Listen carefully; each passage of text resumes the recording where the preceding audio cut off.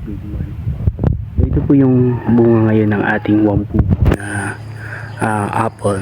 So ito po yung isa sa mga pinakamabilis na mamunga na variety dito sa Kapatagan. Ayan. So hindi pa naman po full blast po yung kanyang pagbunga kasi iilang sanga pa lang po yung naging productive nito. Ayan. So marami pang sanga hindi nagbunga. Pero ito mga nasa 4 or 5 yata na mga sanga ang nagbunga. So ito po yung kanyang fruits ngayon. And binend po natin yan.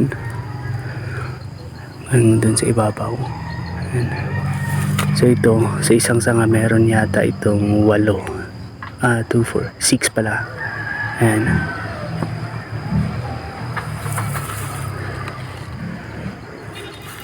So ganito po ka productive itong wambugo na variety from Kenya.